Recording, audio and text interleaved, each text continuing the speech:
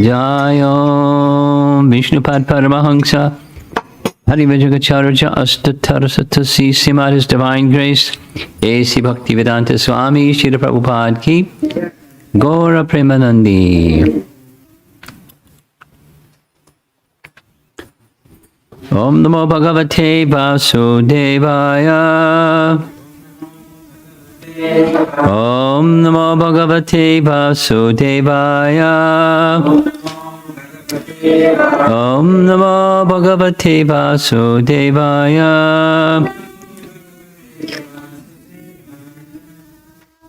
This morning we're going to complete Chapter 4, summary, or the flow of the activities found in this section, final section. As you see, it's class number 10. Look like we're not going to complete all 6 cantos, but we'll get close.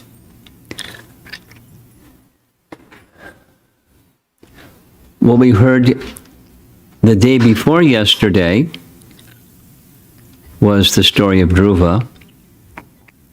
At the end of the story of Dhruva, yesterday we heard that Narada was really happy, feeling very fortunate to have such a qualified disciple as Dhruva. And he went to a place where the Prachetas were performing a yajna and offered some glorification of Dhruva at that yajna. So that's at the end of chapter 12 of Canto 4. And chapter 13 begins where Vidura says, who are the Prachetas? In what lineage do they come? And tell me something about the yajna they were doing. To oblige Vidura's question, Maitreya goes back to give the lineage. And he says they come in the lineage of Dhruva. And from the lineage of Dhruva comes Prithu, and he gives that lineage. So the life of Prithu and his queen, and their activities and so forth and so on, and his interaction with earth, because the prior king, King Vena, was a really wicked person, and so earth was withholding. In fact, earth had hidden the seeds that produce necessities for human society.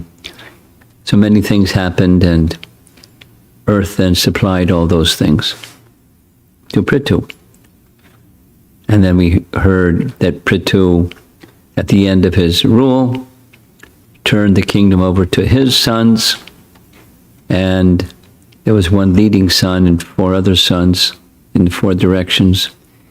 And Vaikuntha Vimana descended, and he went to the spiritual realm.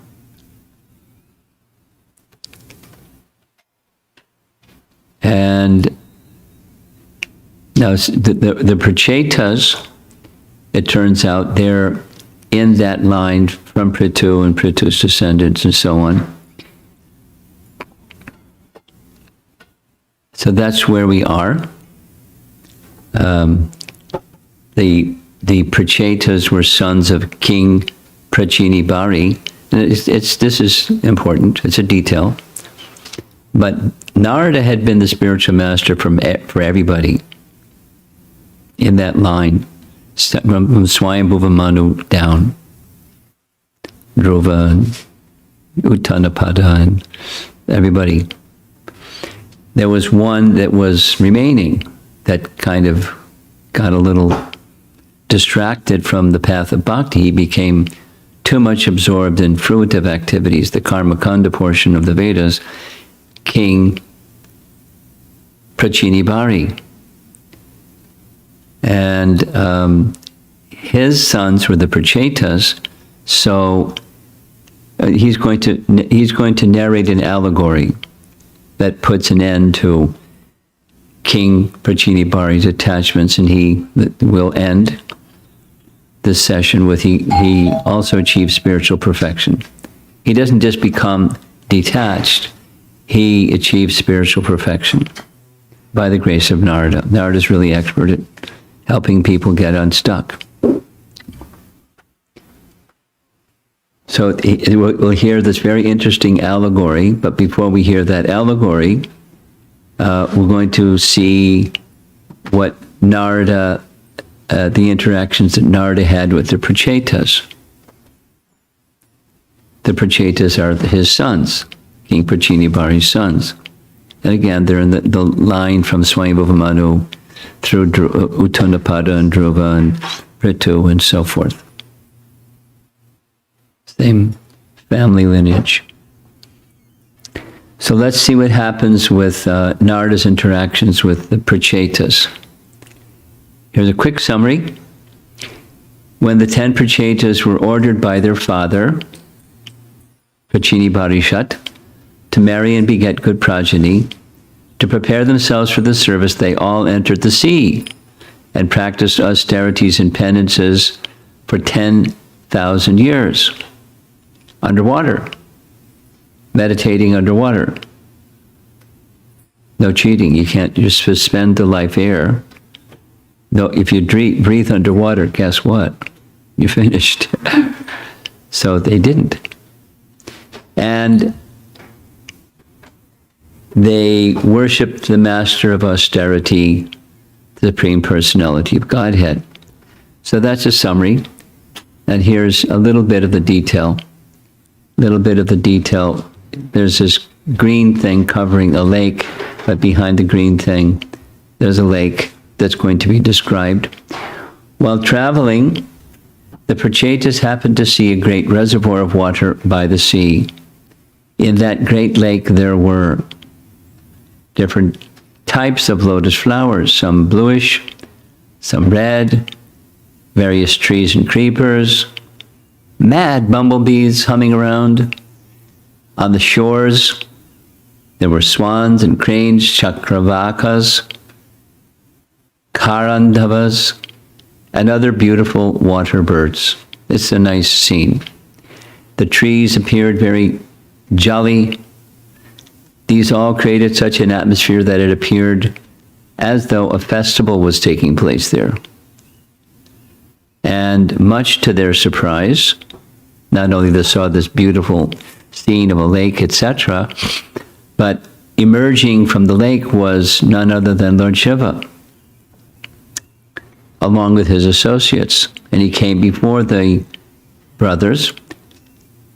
He became very pleased with them and instructed them in the transcendental science and the glories of Bhakti Yoga to the Supreme Lord. We mentioned this yesterday, but here it is again. This is this section. You see those verses at the bottom. It's commonly called Rudra Gita, or the Song of Lord Shiva. And what the essence of it is, glorification of the personality of Godhead and his devotional service. There's an image, a painting. You can count them. These number of brothers is 10. These are 10 sons of King Prachinibhari. Off they had gone to engage in austerities, and there's Lord Shiva, surrounded by different Gandharvas and other associates, as he's offering some nice instructions. There's another painting of the same scene.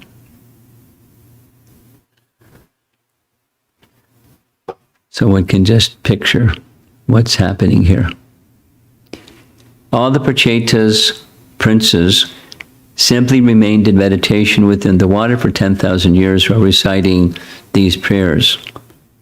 So it's stotras, or prayers, or Gita texts, and it's meditation upon the Supreme Personality of Godhead. With these mantras, they pray for the association of pure devotees, because by such association, one advances, becomes purified, and by the mercy of Bhakti Devi understands the Lord's name, form, and activities. That was chapter 24. And now, moving ahead, we're going to skip 25. So they're in the water doing their meditation and so forth. And Narada is going to go visit the king, their father, because he feels compassion. This king is one in the family line that he hasn't delivered yet. And this king, as we mentioned, he's an elevated person, but he's too much attached to fruitive activities, too much. So we're skipping the King Prachini Bari talk. We're going now to chapter 30. While they're underwater, as you see, standing at the bottom of the lake or sea, Lord Vishnu appeared before the Prachetas standing on the back of Garuda. He's got 8 arms, not just 4. Vishnu offered his benediction that they would marry Marisha. Now, he knew what they were there for. They were there to purify themselves, to become qualified to fulfill the instruction of their father. They didn't just run up and get married and have kids. They wanted to qualify to have proper offspring. Vishnu, knowing that, the purpose, he descended, pleased by their dedication to him, and he explained that the day would come when they would marry Marisha, who is the daughter of an Apsara named Pramlocha, and the sage Kandu. There's some story about this girl, Marisha. When she was born, she was left in the forest. Chandra, or the moon god, came before her and felt pity for her and allowed her to suck his thumb, through which she got nourishment and turned her, because Chandra is the god or demigod in charge of vegetation and trees and so forth. So he turned her, Marisha, over to the trees to care for. And after getting this benediction, the Prachetas offered very nice prayers to Lord Vishnu, and he departed. And after he departed, the Prachetas emerged from their meditation at the bottom of the lake or sea, and they saw that the earth was overgrown with wild trees because they were underwater for 10,000 years. Lots can happen on earth for 10,000 years. So they were concerned. There's no agricultural land. Everywhere there's trees and forests. So maybe you can look carefully and see where those flames are coming from. And there's 10 little guys. And they're like human torches. From their mouths came wind and fire, and they were burning the forest to the ground. And it was too much. So the moon god approached Brahma. Brahma came. Brahma requested, simply desist. Immediately they stopped, saying basically, your intention is okay, making agricultural land, but there's, you're burning the whole forest. So please stop. So they stopped. And then we'll see some images, Brahma, presented them with their wife, future wife, Marisha. As Vishnu had said, Brahma's presenting. There she is, there's Brahma and the Prachetas. Brahma appeared in front of the Prachetas, instructed them to desist, and offered them Marisha, the daughter of the Apsara, named Pramlocha, and the sage Kandu, who had been placed in the care of trees, the girl, and she was given as their wife by Brahma, and the Prachetas accepted. Now, later, this is 4th canto. We'll find in the 6th canto that this Marisha gave birth to Daksha. I call Daksha part 2. The same Daksha that was killed by Shiva and then given a goat's head after request of Brahma and so forth. So when he died, he took birth again as the daughter of the Prachetas and Marisha. That's 6th canto. There's another nice painting.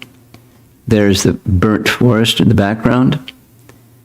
There's the Prachetas. There's Brahma and Marisha. And they accepted her as their wife. That's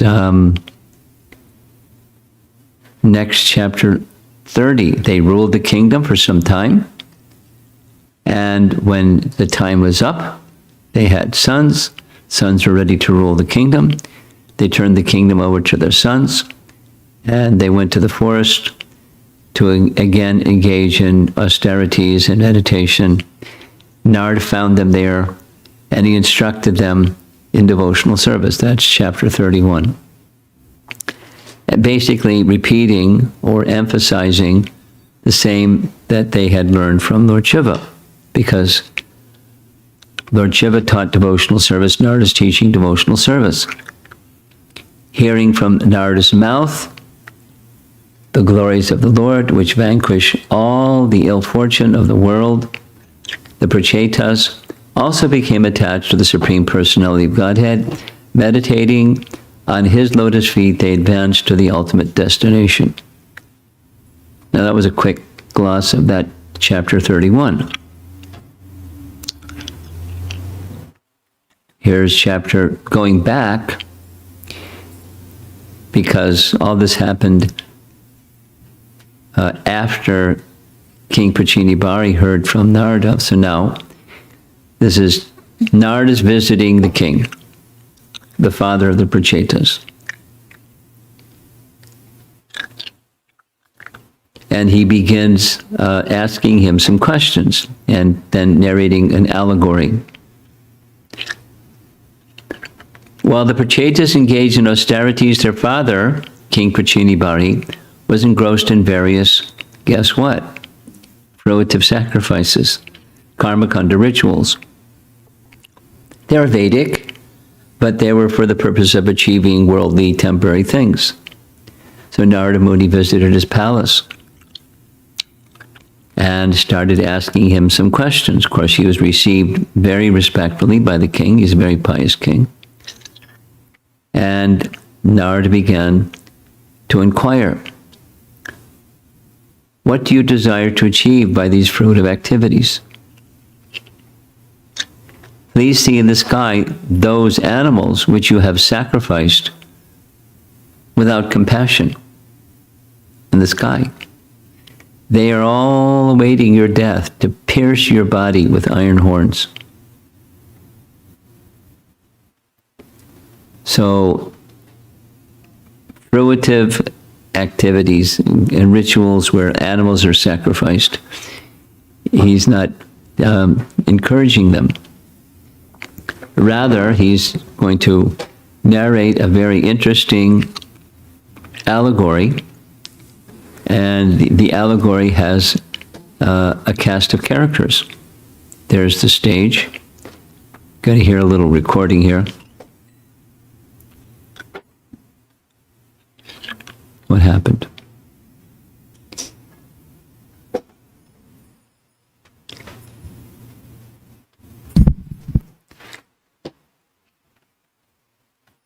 No, it's just not, the sound isn't coming. It's not coming at all. Anyway, it's quite okay. It's just a ta-da-ta-da cast of characters.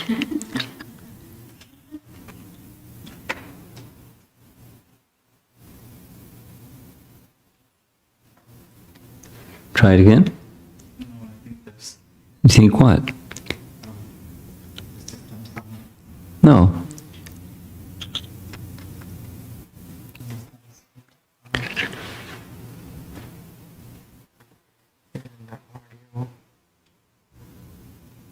It's going to the display.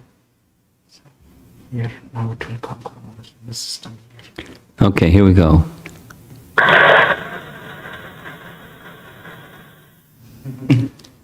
was worth it, right?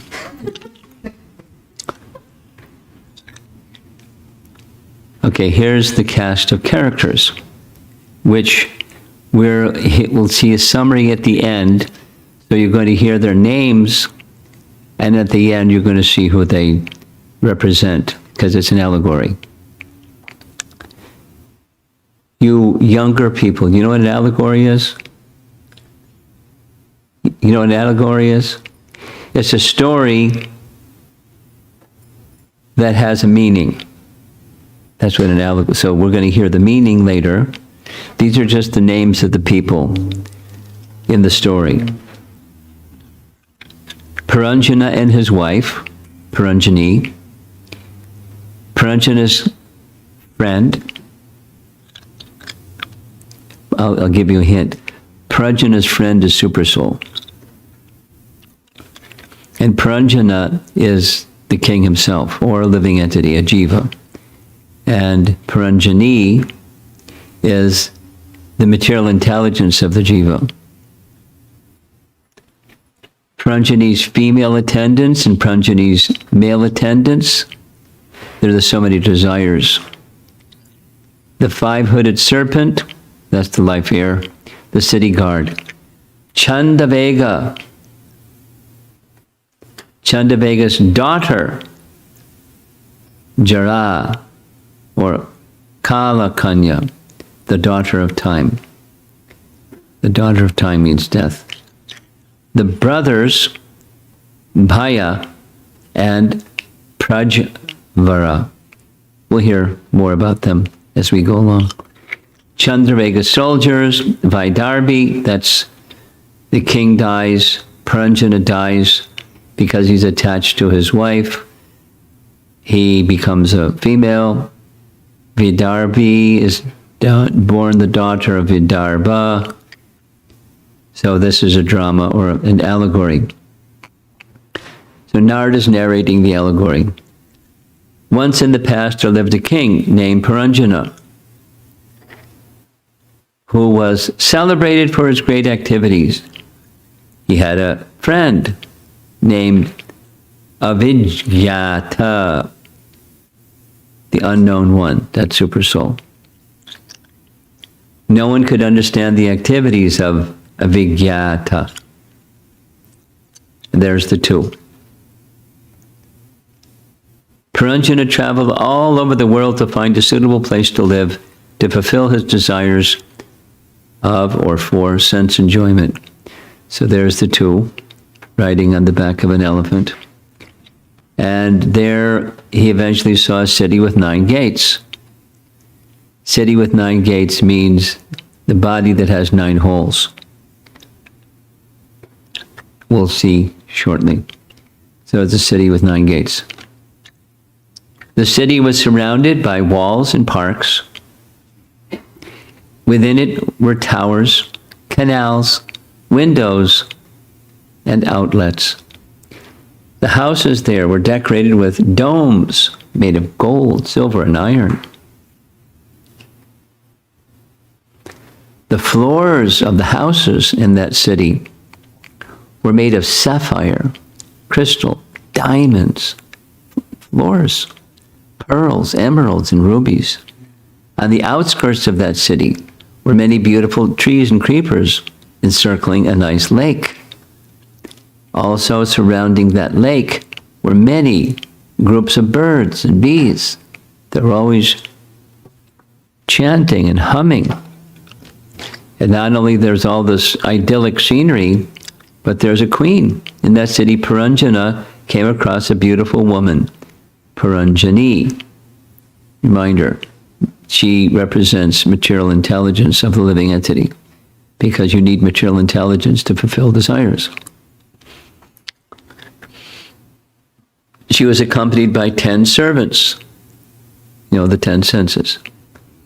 Each servant had hundreds of wives. That's desires. She was always protected by a 5-hooded serpent, live here.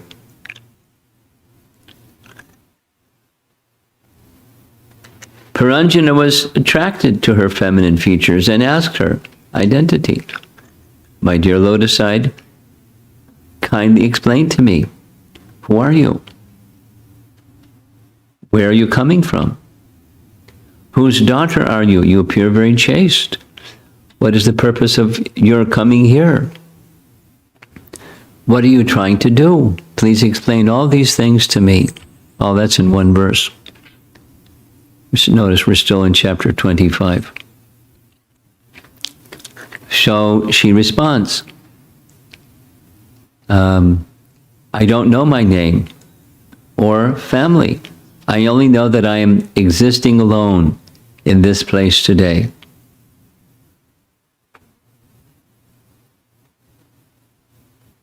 She continued, all these men and women accompanying me are my friends. And the snake that always remains awake protects this city even during my sleeping hours.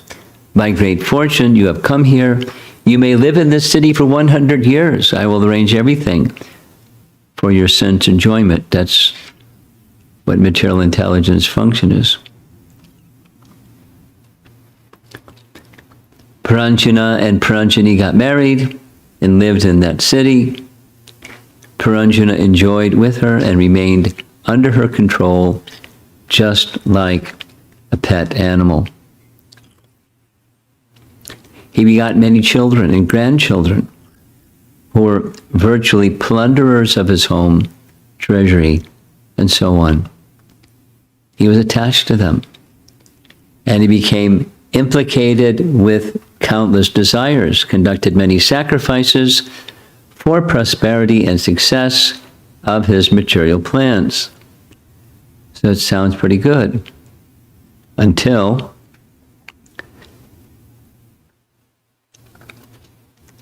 the Gandharva king Chandavega came. 360 powerful soldiers. That's the days. 360 female companions. That's the nights. And they attacked the city of Puranjana. Death is coming.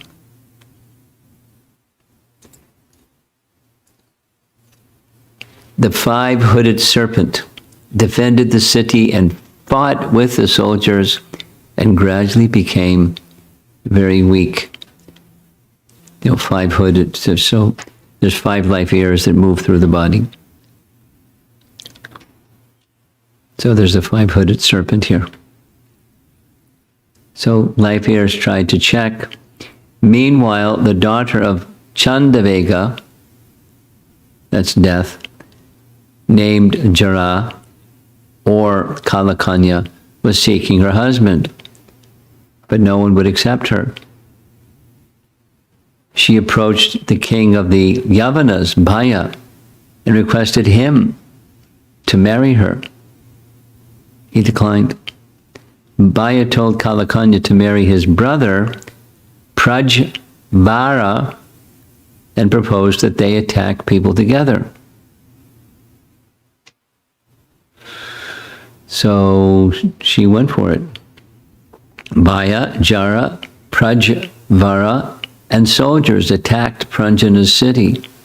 Puranjana underwent great pain and became weak by the attack of Kalakanya. He lost his intelligence. He became anxious. Prajvara set fire to the entire city. Everyone suffered. The serpent, that's the 5-hooded serpent. You see the 5-hooded serpent there? The serpent became aggrieved and decided to leave the city. Life air left the body. Weakened by the Yavanas, Puranjana began to cry loudly. He's still alive, but life is slipping away. There's a bigger picture of the same. Puranjana was being forced to leave the city.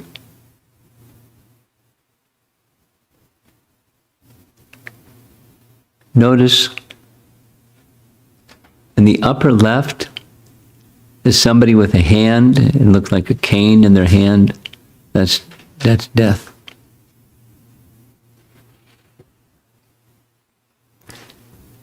Being in ignorance, Puranjana couldn't remember his friend Abhigyata, that's super soul, his eternal friend and well-wisher.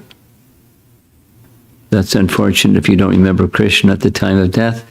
Instead, you're going to think of something else. So he died remembering a woman at death. That was his wife.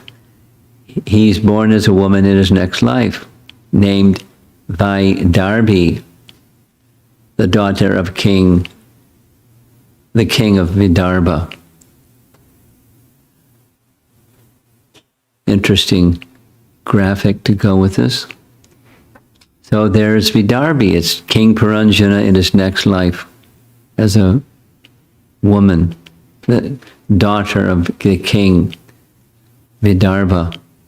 And she, Vidarbhi, marries another king, Malyadwaja. She has 7 sons and daughters. After giving the kingdom to his sons, Malyadwaja retires and begins worshiping Krishna. So she's left alone. He gives up his body eventually, and she wants to enter into the funeral pyre along with her husband. Now, suddenly, the scene changes. Just at that time, this unknown friend, Abhigyata, Puranjana's unknown eternal friend, suddenly appears. Abhigyata appears as a Brahmana, so you see the painting. There's a Brahmana, but it's actually super soul, and gives counsel to the woman, Vidarbhi. Who are you? Who is this man lying here? Don't you recognize me, your eternal friend, whom you consulted many times? Unfortunately, you gave up my company and accepted the position of an enjoyer of this material world. We both are like 2 swans living in the Manasa lake, or the heart, for thousands of years. Yet, you are far away from our original home, the spiritual world. Leaving me with material consciousness, you went to the earth, and wandering about, you saw a place, that's the city with 9 gates, the material body, created by a woman. The material intelligence, or a woman provides bodies. You enjoyed with that woman without hearing about knowledge of the self. And that's the Supreme Self, Krishna. Actually, you are not the daughter of Vidarbha. You're not the wife of Malyadwaja, nor are you the husband of Puranjani. We both are pure spiritual entities, not different in quality. Maya causes you to think of yourself as a woman or as a man. Now, we've all heard this philosophy, so the story just is a very clever way, because Prachini Bari, the king, is too attached to just hear philosophy. You know, it's not that he doesn't know philosophy, he's just too attached. So he's hearing a story, because then he can pay attention to the story. And it's because of because of the influence of Maya and our attachment to the material energy, that we think of ourselves in terms of the material energy. Narada concluded, Puranjana was none other than the jiva, or the living entity. So, no music. Well, there's the music. That's the end of the drama. Now we're going to introduce you one by one to the characters. They're going to come on the stage here. There's Puranjana, that's the living entity. He takes a bow. And Puranjani, material intelligence. Then the friend, the super soul, Abhigyata. And Puranjani's male servants, mind and 10 senses, 100 wives of the male attendants, that's hundreds of desires. The 5-hooded serpent, guard, that's the life force or life air. Chandavega is time, the destroyer. And Chandavega's daughter is old age, Kala Kanya, the daughter of time. Jara's husband, Prajvara, that's fever that comes at the time of death.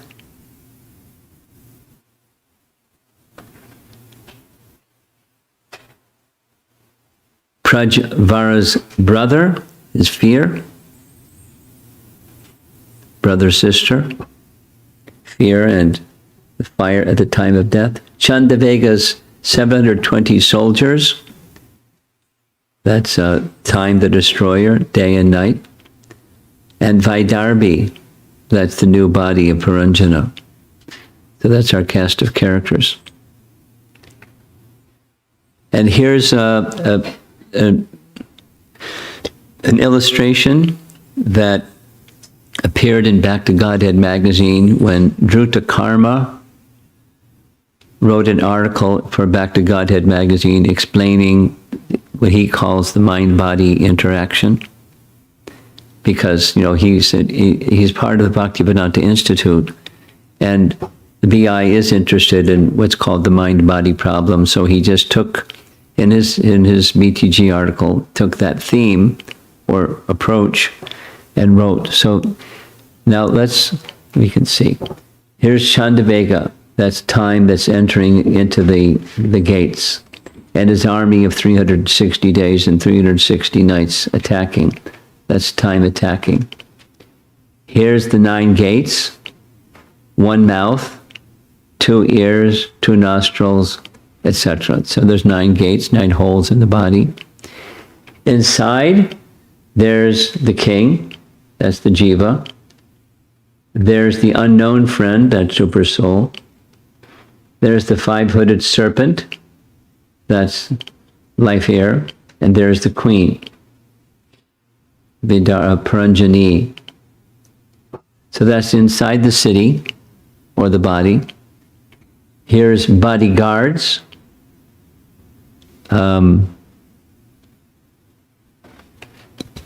What it says here is the mind and 10 senses. This is what the 10 are. 5 knowledge acquiring, 5 working senses. Over here, these are the cities of sensation, 4 of them. There's more than 4. But so the sensation is through the sense organs. They enter into the body and will perceive things. So that's the city of 9 gates. It's a whole metaphor or allegory depicted in one graphic.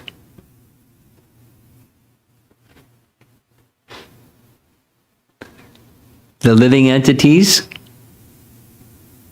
are trying to, so he's now explaining. He goes through one by one, his whole long detailed description by Narada to the king, so he understands the allegory. The living entities are trying to counteract different miserable conditions pertaining to providence, other living entities, or the body and mind.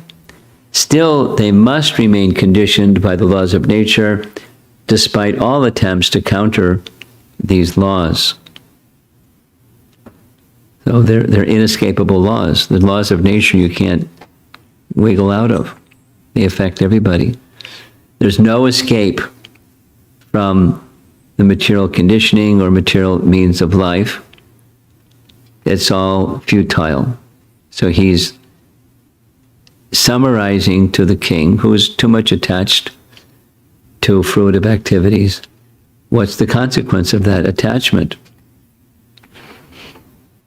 A man may carry a burden on his head, and when he feels it to be too heavy, he sometimes gives relief to his head by putting the burden on his shoulder. In this way, he tries to relieve himself of the burden. However, whatever process he devises, to counteract the burden, does nothing more than put the same burden from one place to another.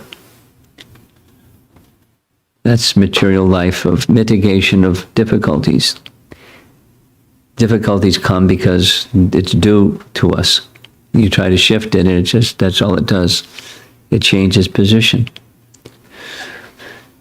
O King, all good fortune unto you. The mind is the cause of the living entities attaining a certain type of body in accordance with his association with material nature. The mind. According to one's mental composition, one can understand what the living entity was in the past life, as well as what kind of body he will have in the future. Thus, the mind indicates the past and future bodies. That's an image showing somebody's mind. It's got a lot of stuff going on. As long as there exists the subtle material body composed of intelligence, mind, senses, sense objects, and the reactions of the material qualities, the consciousness of false identification and its relative objective, the gross body, exist as well. Now that's not graffiti on a wall, that's somebody's mind going all over the place. The real interest of the living entity is to get out of the nescience that causes him to endure repeated birth and death. The only remedy is to surrender to the Supreme Personality of Godhead through his representative. There's his representative. Unless one renders devotional service unto the Supreme Personality of Godhead, Vasudeva, one cannot possibly become completely detached from this material world. Nor can he possibly manifest real knowledge.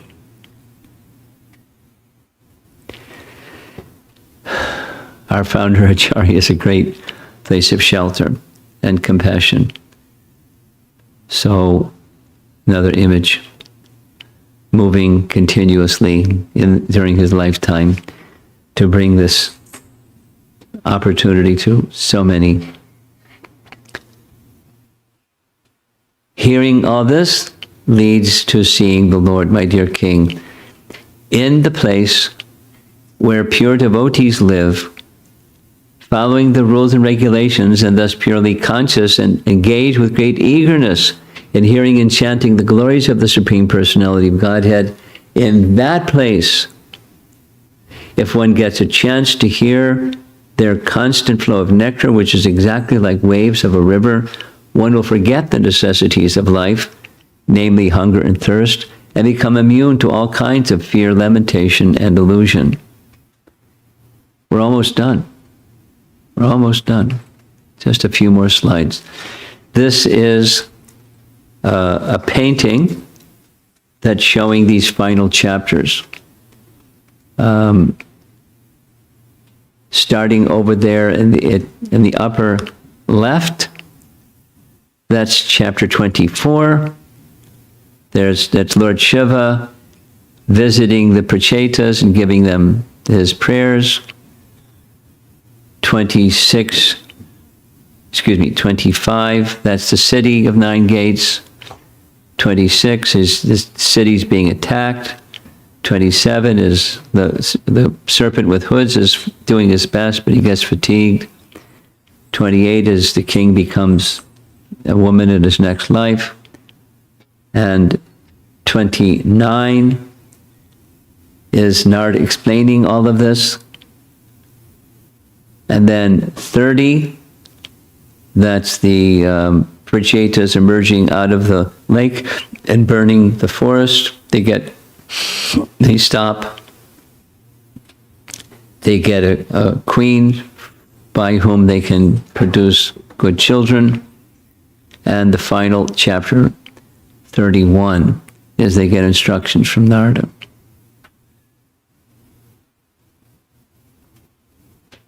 So after telling the allegory of King Puranjana, Narada requests King Prachini Parishat to give up material attraction and take to devotional service. Later, Narada preaches to the Prachetas. So That's 29. Later he preaches to the Prachetas. 31. At the end of their lives. So what happens to the king after he hears all this? That's the king, by the way. He became a Vaishnava.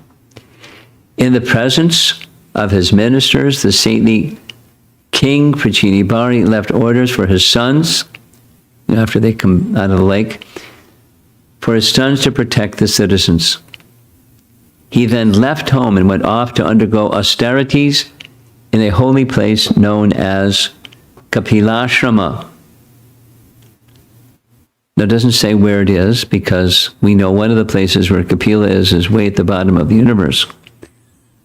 But we don't know where, it could have been another place at this time. Having undergone austerities and penances at Kapilashram, King Prachini attained full liberation from all material designations. He constantly engaged in the transcendental loving service of the Lord and attained a spiritual position qualitatively equal to that of the Supreme Personality of Godhead. Yay, victory for King Prachini. And that ends Canto 4. And we're falling at the feet of our founder Acharya, who gave us these wonderful teachings and the Bhakti-Vedanta purports. And stay tuned for the coming attractions this evening. The king, the deer, and the Brahmana, that's Bharat Maharaj, became a deer, became a Brahmana. That's what we're going to be discussing this evening. So we just covered 7 chapters. It wasn't so painful. It was kind of nice.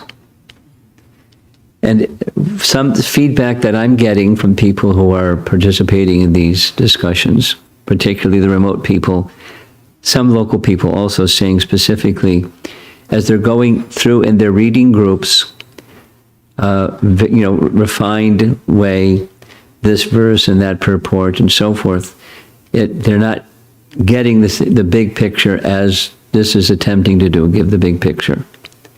So the detail is very wonderful, and the big picture is helpful. The essence is in the detail, the Bhakti-Vedanta purports, and then further commentaries of acharyas and so forth and so on. But this is just to give in 4 sessions we covered Canto 4. How many sessions of your Bhagavatam reading groups is going to take to cover Canto 4? Probably a couple of months. But there's the big picture. So it puts things in context. And one of the appreciations is how skilled and how flexible and how expert is Narada Muni. He knows exactly what to do with each person, and it's a little different each time, or very different each time. It's one of the few places in the whole Bhagavatam that it's explicitly allegorical. The rest of the Bhagavatam is explicitly historical. And this is one place where it's explicitly, by design, to help the king who's too much attached. When somebody's too much attached, we've all had experience, when somebody's too much attached, gosh, you can talk to you blue in the face and they're not paying attention. It doesn't go anywhere. Now, it's not every time we need to tell allegories to such people, but Narada knows when, and he certainly has the Shakti, not only tells a nice story, but he has the spiritual potency to carry the two so attached, he can't just hear, you're not this body, and let go. In the morning sessions, we're hearing Krishna's really direct, like super direct, powerfully direct, with Uddhava, but Uddhava's not like King Prachini. So, depending upon who you're with, how do you present Krishna consciousness to people? It depends on the audience. We had this discussion just last night. There was one young man asking the question, how do you help newer people, like people in my workplace or people like that, that don't really accept, we're millennials and we're not like the older generation people and we need things customized for our age group, and so how do you do that? And the answer I gave is, have them tune in to the morning class that's broadcast from the Bhakti Center at 6:30 in the morning or whatever it is, or they have a recording of it that comes, and they have an audience of 3,000 people. And it's mostly young Western people. There's some, of course, some of other than Western, but they're just reading the Bhagavatam, but they're explaining it in a way that younger generation people can understand. And they got quite an audience. I've met some of the people that attend their class every day. Now, I don't know if they attend it live because it's really early in the morning, especially if you're not in East Coast time. But in the course of the day, the average, from what I've understood, is 3,000 people hear that class. And it's not, older generation people, it's younger generation people. That's just one example. There's other examples. There's all kinds of other podcasts and this and that going on for young people that are reaching young people. Because the principles don't change with time. How you package it and express it and explain it can be, in different language. Similar to what Prabhupada did. He was addressing a certain generation, and prior, let's say, Bhaktivinoda Thakur, he was addressing a different generation. And prior to him, the Goswamis of Vrindavan were addressing a different generation, a different mindset, different cultural norms, and so forth.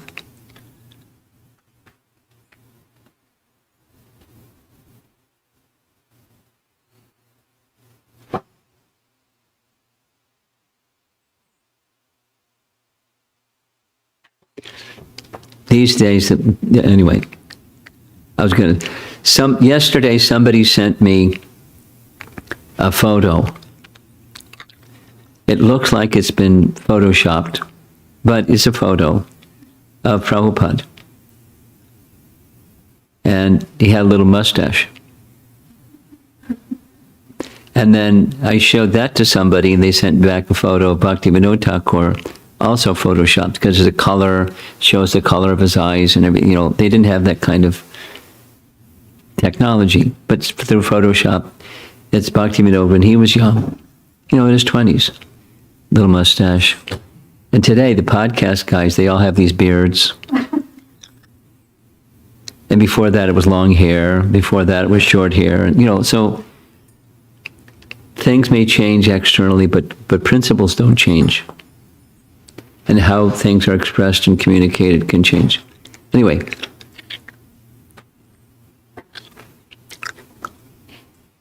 allegories are nice, whatever your age is. You're trying to understand how this means this personality is expressing this force, time, Chandavega. And Chandavega, time destroys everything.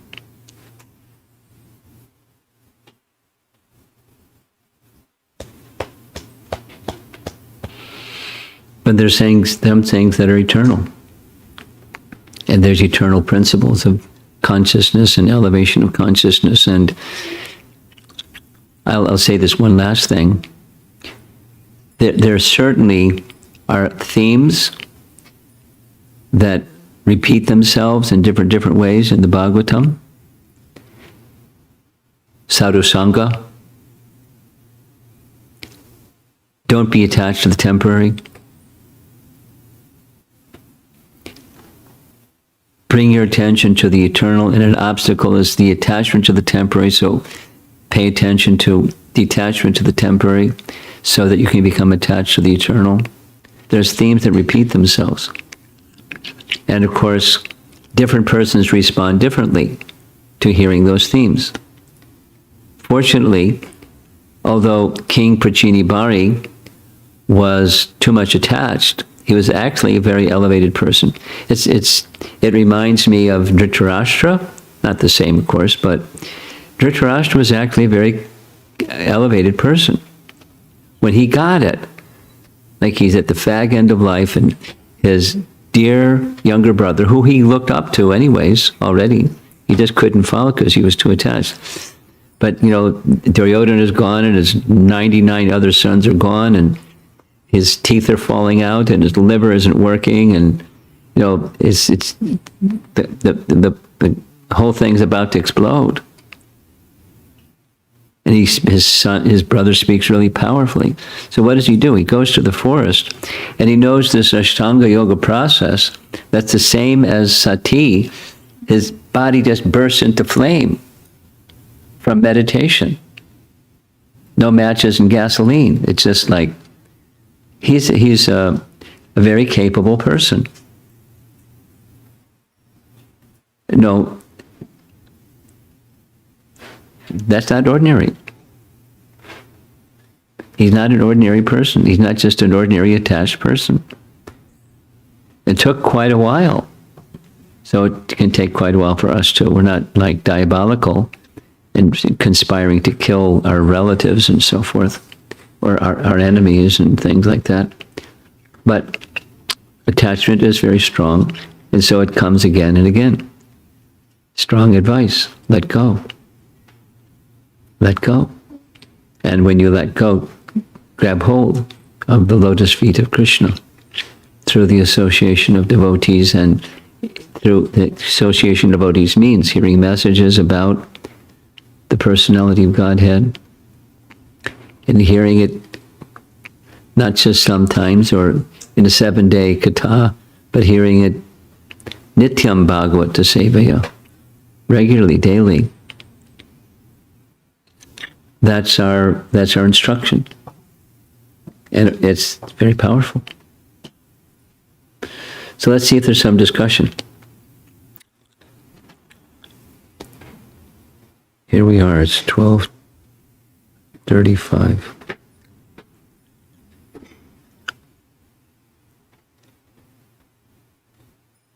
What we've been doing is, in the room, would kindly ask a question. It gives people who are remote time to send in a question by text message.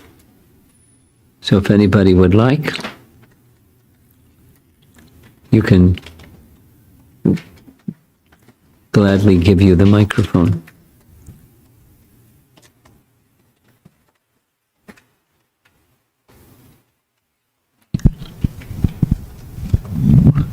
How did Krishna get born? Because there was like nobody around. What's the question? How did Krishna appear, or how did he take birth? There was nobody before around. There's nobody around him? Mm-hmm. Well, yes, there was. You say there's nobody around him, but there were people around him. Krishna appeared after the universe was already put together and people were doing stuff. Vasudeva and Devaki were around, and a whole lot of other people around. She meant Hare Krishna Maharaj. She meant in the spiritual world. In the spiritual world. Yeah, so she But said, it doesn't come, he's not born in the spiritual world. He's eternal. You got it? He's not born. He's always there, and the place is always there. Oh, Now, do you know there's no such thing in this world. okay. So you're comparing this world to the spiritual world, but you have to hit the delete button. And it doesn't come into being. Krishna is eternally there in the spiritual world. There's no beginning, middle, and end. It's eternal. Okay. Different. Altogether different. thank you Maharaj. And this, it's just appreciation Maharaj, the whole class. We were reading Prithu Maharaj story for 3 months almost, actually, chapter by chapter. And this whole, this class is like what we are going to read in future. So it's really exciting for the entire, this whole group is our Bhakti Ruksha Bhagavata reading group here. So they are all looking forward for this coming up chapters. Well, the Prithu was yesterday. It's recorded, I'm sure. And so if you group once on their own leisure or together or whatever. Yeah, it would be a nice summary for us. Too. Yeah. So go back and Having completed it, now here's the review. yes, Maharaj. Thank you. Okay. Kids, the session, all the kids are here if they wanted to ask what the questions they have, or should we only ask the questions that are in the... Anything at all. It's out of context, in context, whatever. On topic, off topic, I'm fine. Why Krishna loves butter every time? Why Krishna does what? Why Krishna loves butter every time? Why Krishna wants butter every time? Yeah. Well, he likes other things too, but he has his favorite. How about you? You have your favorite? I mean, you particularly like and particularly don't like certain things. So Krishna's like that. He has his favorite. He likes other things too. But, very dear to him are cows, and from cows come milk, and from milk come so many milk products. So he does, yogurt and butter and cream and milk sweets. We're going to distribute some milk sweets a little bit later. So anything, because he really likes cows. And the cows like him, and he liked what comes from the cows. Okay.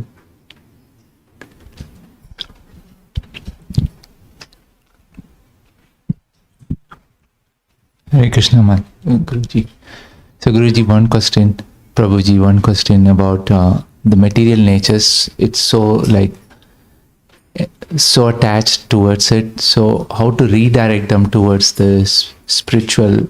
I mean, every material nature has its own spirituality. Now, how to understand that spirituality and redirect that material attachment towards the spiritual? Are you asking for yourself or you're asking for your daughter? For myself. Okay, because I was going to say... I'm too selfish. So because that's where it starts. If you do, then it sets an example for those who are looking up to you and in relationship with you. Well, keeping it simple, it's two main things. Sambandha Gyan, that's seeing the relationship of things to their source. And since things come from their source, they're the property of that source, and therefore, the next is, they're meant for being brought in connection with the source. So, a flower. And one can try to be the enjoyer of it, or give the flower to a loved one, or give the flower to Krishna, and then give the flower to a loved one, or enjoy the beauty of the flower or the fragrance of the flower or something. So it's Sambandha Gyan and then Bhakti.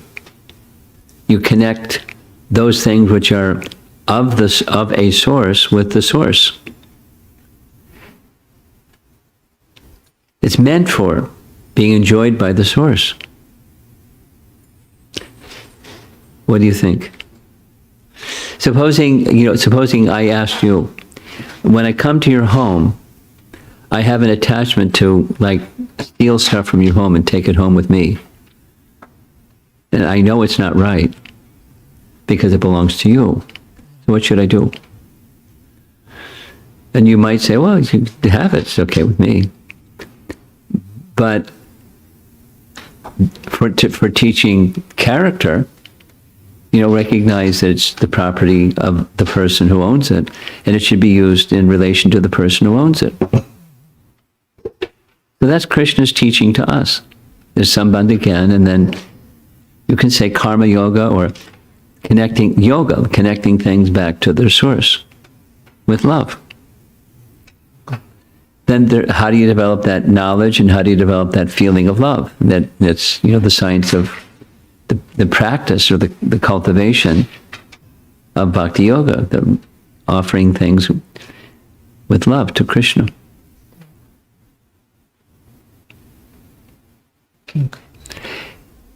Another way to answer your question is chapters 7 through 12 answer your question.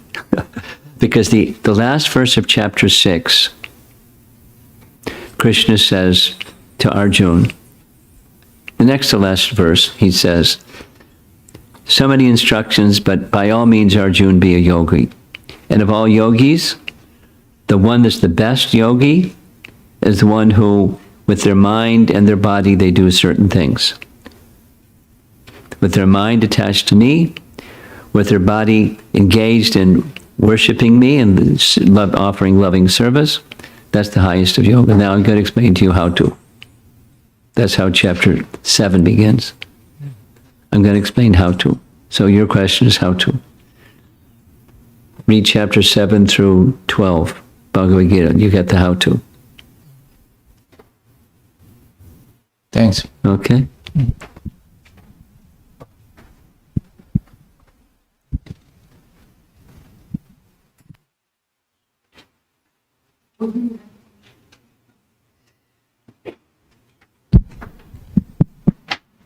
Haribol Maharaj. Hi, Krishna.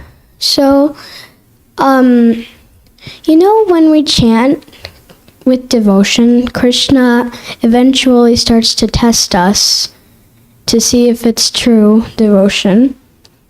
Could we, so my question is, could we take those good things that happened and also chant with devotion? Yeah.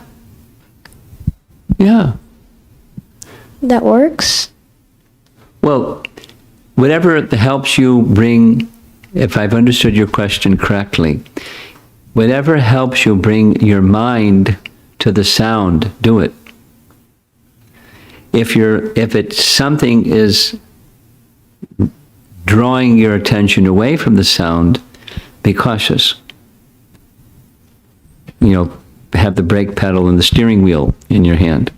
Maybe move over this way a little bit.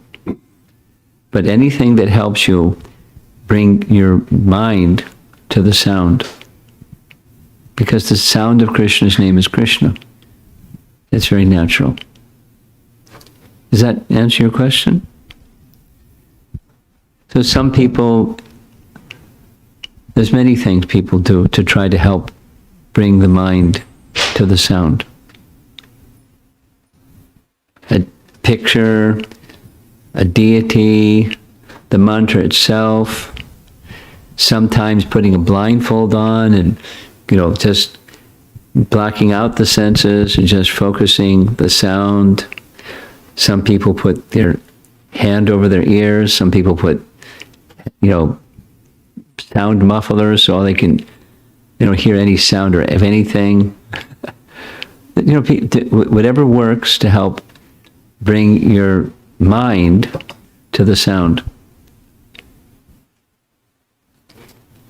At different times, different things are going to seem more effective, and do you do that, whatever that is? Does that answer your question? Good. Thank you.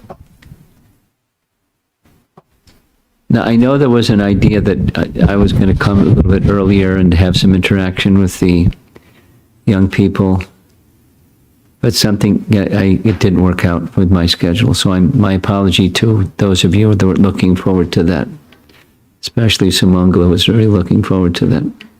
Some of the kids did not come on, maybe next time we could get an opportunity. Okay, it was not possible. Anyone else? Okay.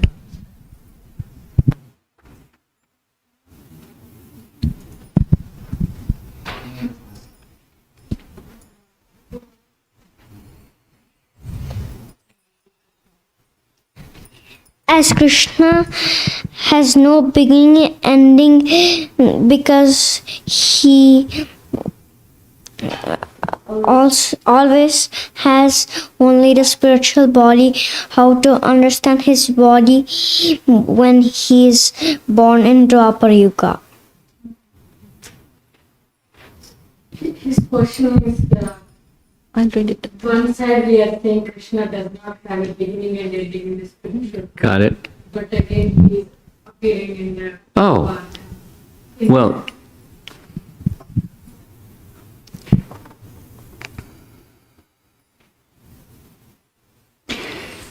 eternally, back to our first question over here, Krishna exists eternally.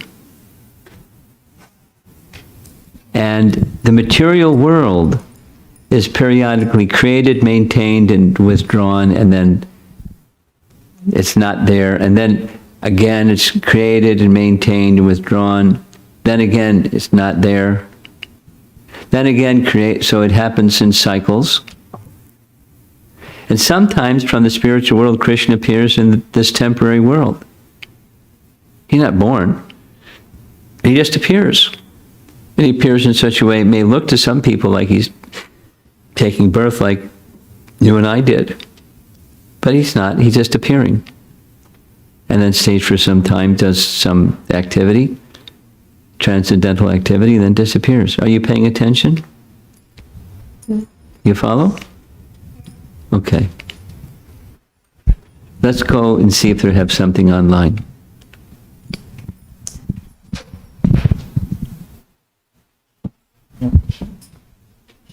Okay, fine. Hare Krishna Maharaj. I have a question regarding Lord Shiva.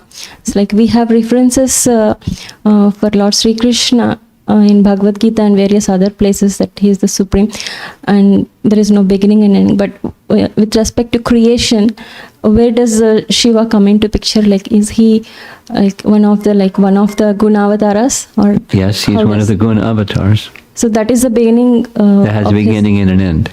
Oh, okay. So is he eternal or is he also eternal? It's complex. There are different features or aspects of Lord Shiva, and some of them are and some of them are not. How's that for a complicated answer? Because Shiva Tattva is very difficult to understand. And there are different abodes of Lord Shiva. The original abode of Lord Shiva is Shada Shiva Loka, that's in Vaikuntha. That's eternal. Okay. Then there's Shiva Loka, that's beyond the material universe. And his feature is not the same as in the Vaikuntha realm. And then there's a residence or an abode of Lord Shiva in Mount Kailash. That's in this created realm. And that's not eternal. He's manifest and then withdrawn. And there's others. Mahakalapur, Mahakala means the destruction, Mahakala. And the 11 Rudras, they reside at the bottom of the universe. So when it's time for devastation, flames come from Anantashesha and the Rudras dance and the flame goes up. So they're not eternal. It's not, a bucket. It's very complex, in Shiva Tattva. Okay. Because he has different services. One thing is for sure, in all situations, his mood is that of a servant of the Supreme. He's not supreme, he's the servant of the Supreme. And in some aspects or features of him, they're eternally manifest and some are not. Okay. Thank you, Maharaj.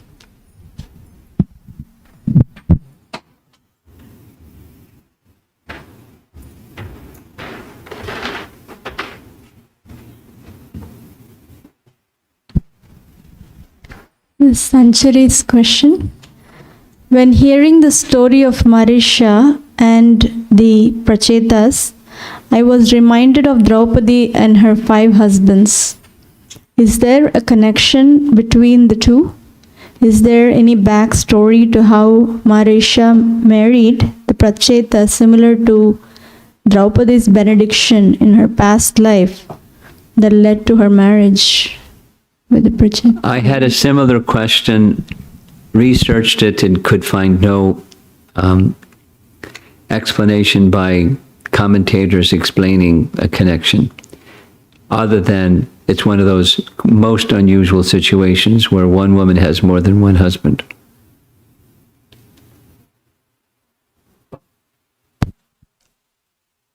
This is from Gopal Krishna Das Prabhu.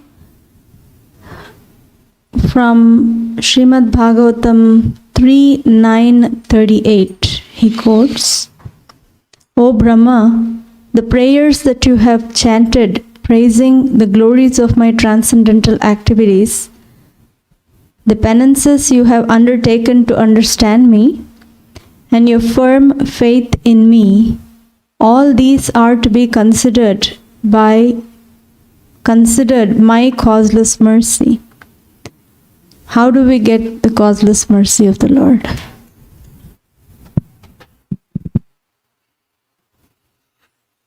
Well, it's causeless.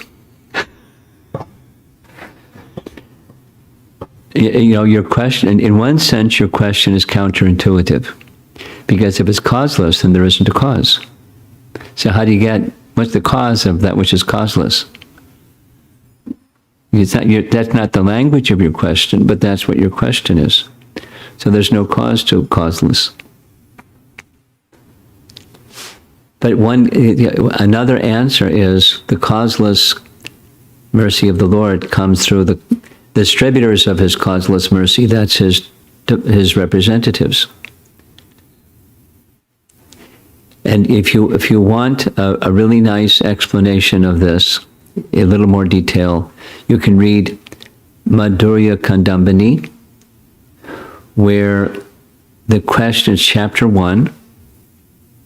Madhurya Kandambini is a book written by Vishwanath Chakravarti Thakur, and chapter 1 starts, or a major part of that chapter is, how does bhakti begin? Well, you can say it's by causeless mercy.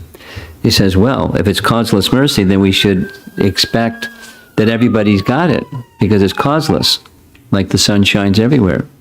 There's got to be another. So without all the, for Gopal Krishna, the answer is the causelessly merciful person, Krishna, gives power of attorney to his devotee, specifically his Madhyama Bhakta, who says, you have power of attorney, you can give me to whoever you like. And then the Madhyama Bhakta has some injunctions and prohibitions. Vidis and nishetas, things to do and things not to do. And the Madhyama is to give Krishna Bhakti to people who are innocent. Like Narada could give Krishna Bhakti even to a hunter or to a dacoit, Ratnakar, before he was Valmiki. So Narada's in another category, but one gets the causeless mercy of the Supreme through the mercy of his representative. And generally speaking, we get that mercy through the Madhyama. That is, someone who's not at the topmost, but someone who's at least in the function of one who's in this middle position.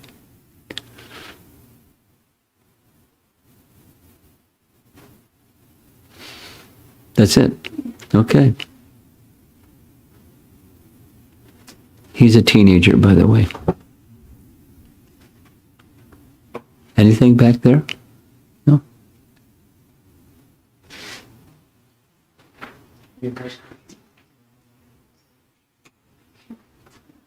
Okay, looks like we're done. Anything? No? Yes? No? Srila Prabhupada ki? Jai.